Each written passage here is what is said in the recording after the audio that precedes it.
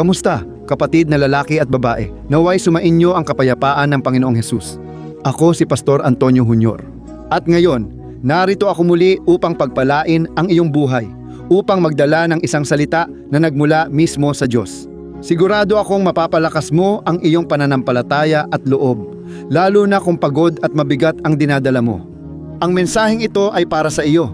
Mga kapatid, hindi ninyo alam kung gaano kalaki ang nagagawa ng panalangin sa buhay ng isang tao, kung gaano ito kapangyarihan, dahil kumikilos ang Diyos sa pamamagitan ng ating panalangin.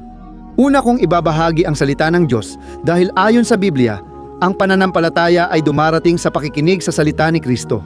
Sa huli, pagsasamahin natin ang pananampalataya at panalangin, bubuo ng malaking kadena ng panalangin na kakalat sa buong Brazil at lampas pa. Naniniwala akong walang imposible sa Diyos. Amen? Bago tayo magsimula, pakisubscribe sa aking channel. I-click lang ang pulang mag-subscribe button sa ibaba ng video, tapos may lalabas na kampanilya sa tabi nito. Pag-click mo ng kampanilya, piliin ang lahat para makatanggap ng lahat ng notifications. Tuwing may bago akong video, okay ba? Gusto kitang tulungan sa iyong paglalakbay kasama ang Diyos araw-araw, kaya sumama ka sa akin. Mga kapatid, ngayon gusto kong pag-usapan natin ang tungkol sa kapangyarihan ng isang panawagan, ang kapangyarihan ng isang panalangin. Sinasabi sa Biblia na ang mga tao ng Israel ay mahigit 400 taon nang alipin sa Ehipto. Sa mga taong iyon ng pagkaalipin, unti-unti silang lumayo sa Diyos, nakalimutan ang kanyang mga pangako at nawala ang kanilang pananampalataya. Kasabay nito, nasanay na rin sila sa mga paghihirap mula sa mga Ehipsyo. Mga kapatid, naniniwala akong marami sa inyo ay dumaranas ng ganito, alipin ng kasalanan, sariling damdamin, at bisyo. Hindi ninyo mapagtagumpayan ang mga laban, marami sa inyo ang matagal nang naghihirap sa disyerto at di na makita ang solusyon. Mas masaklap, marami sa inyo ang lumalayo sa Diyos. Hindi na nagdarasal, nagbabasa ng Biblia, o humihingi ng tulong sa kapwa. Imbes na maging produktibo, inuubos ninyo ang oras sa social media at pinupuno ng negatibo at walang kabuluhang bagay ang isipan.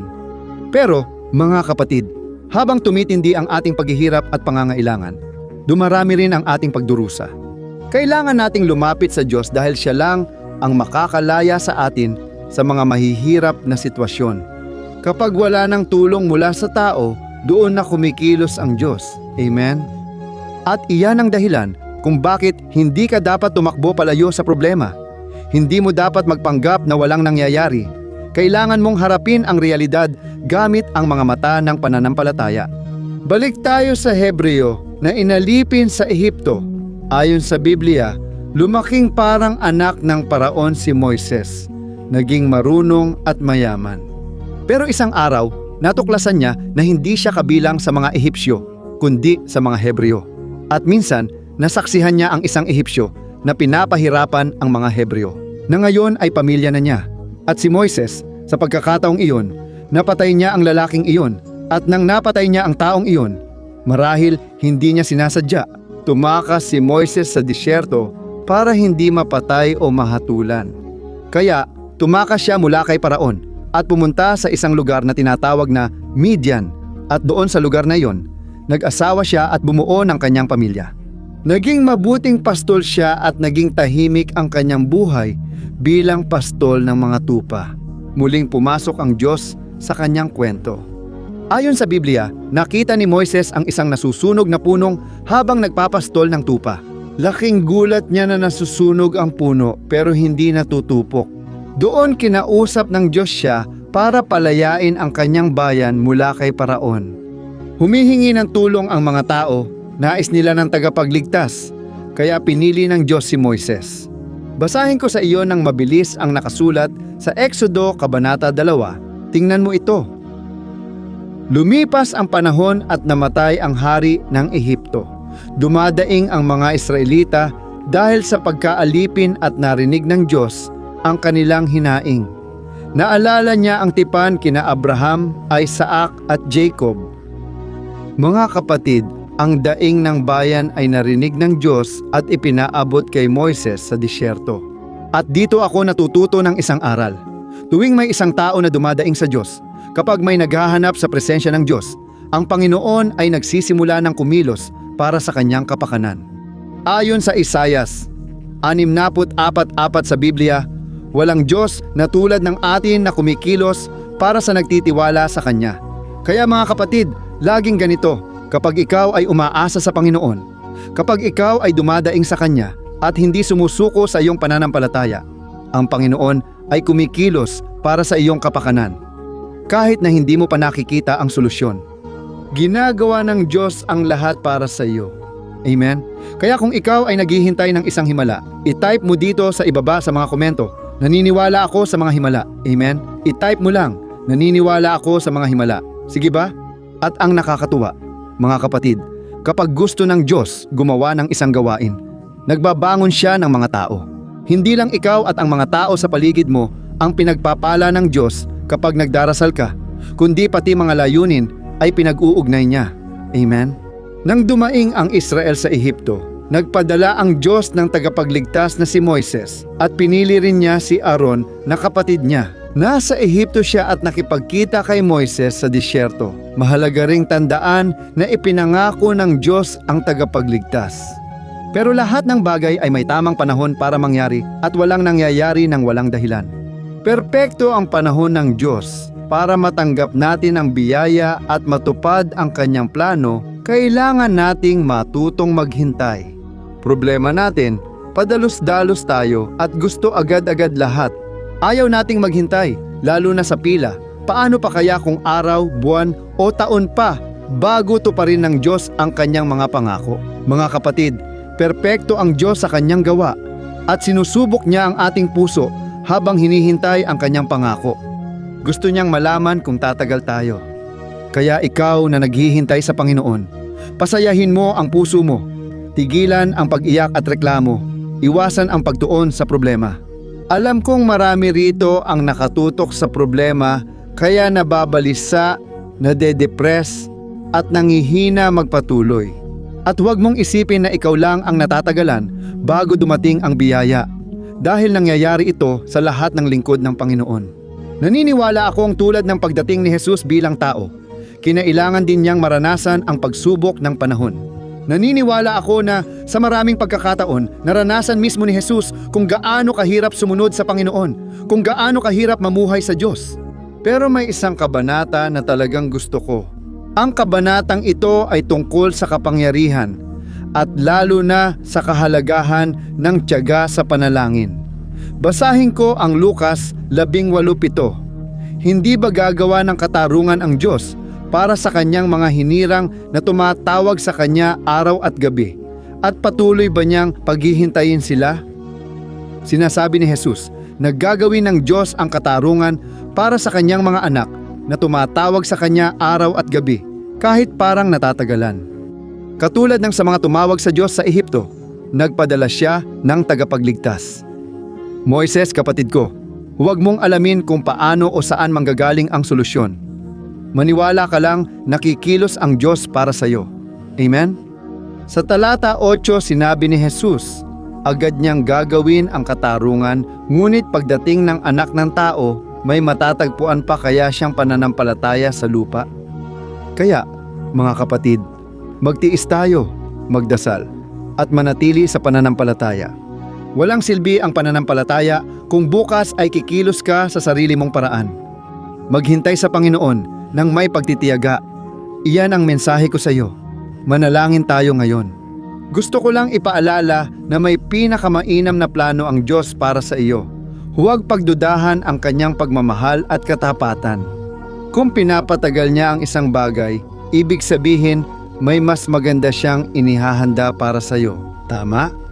Kung maaari, ipikit mo ang mata at manalangin tayo sa pangalan ni Jesus.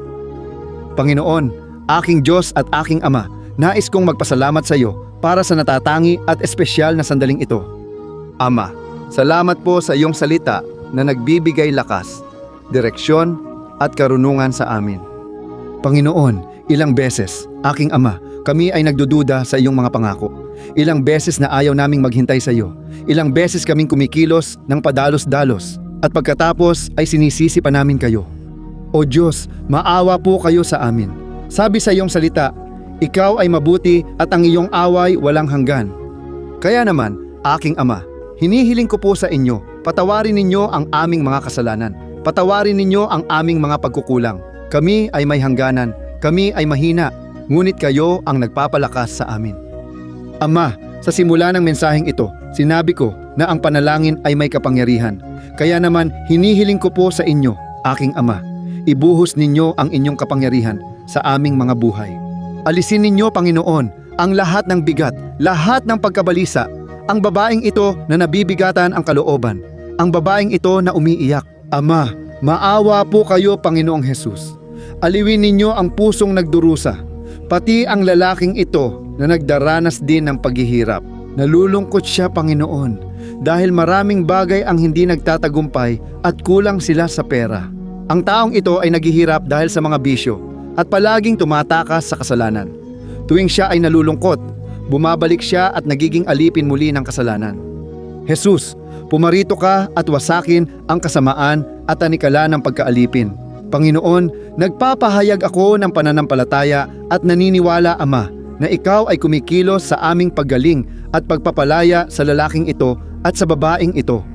Naniniwala ako, Diyos, na mahahayag ang kapangyarihan ng panalangin sa taong ito at mararamdaman niya ang kapayapaang lampas sa pangunawa. O Panginoong Hesus, ibinigay mo ang iyong dugo sa krus para kami ay mapatawad at maibalik sa tamang ugnayan sa Ama. Panginoong Hesus, salamat sa iyong biyaya at awa. Dahil kung wala ito, hindi kami narito ngayon. Panginoon, ilan po sa amin ang nananatiling bihag ng espiritual na tanikala at naghihirap sa pighati ng mundo. Sapat ang iyong biyaya sa amin. Ito ang nagpapabago at nagbibigay ng bagong pag-asa sa pamamagitan ng iyong awa. At sa pag-asang ito, kami naniniwala na makakalabas kami sa sitwasyong ito. Ang aming pag-asa ay si Jesus Kristo at napagtagumpayan na niya ang lahat para sa amin. O Panginoong Hesus, sinabi mo mismo na sa mundong ito ay magkakaroon kami ng mga pagsubok. Ngunit dapat kaming magkaroon ng lakas ng loob dahil napagtagumpayan mo na ang lahat para sa amin. Panginoon, nais ka naming pasalamatan dahil nagpapakita ka sa aming buhay. May mga komento o patotoo. Naririnig ko, Panginoon, na may mga taong nailigtas ang pamilya dahil sa kapangyarihan ng Espiritu Santo. Hindi dahil sa akin, kundi sa salita ng kaligtasan na ipinapangaral ko. Kaya naman hinihiling ko, Jesus, iligtas mo, Panginoon, ang kabataang ito na nalululong sa droga. Iligtas mo ang taong ito, Panginoon, na lubos na nabulag ng kasalanan at ng mundong ito. Jesus, buksan mo ang espiritual na mga mata ng asawang lalaki na ito, na isang taong matigas ang ulo, madalas magaspang at walang galang. Jesus, patawarin mo siya, Panginoon. Hindi niya alam ang ginagawa niya. Tulad ng pagbago mo sa akin, baguhin mo rin ang puso ng taong ito na ginagapos ni Satanas. Diablo, alisin ang iyong kamay sa kanyang buhay. Sa pangalan ni Jesus, pinapagalitan kita, pinalalayas kita sa pangalan ni Jesus. Wala kang kapangyarihan laban sa pamilyang ito, laban sa taong ito. Pinapagalitan kita at pinalalayas kita sa pangalan ni Jesus.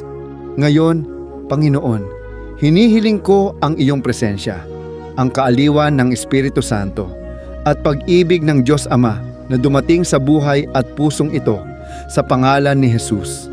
Ako'y nananalangin at nagpapasalamat. Amen. Luwalhati sa Diyos.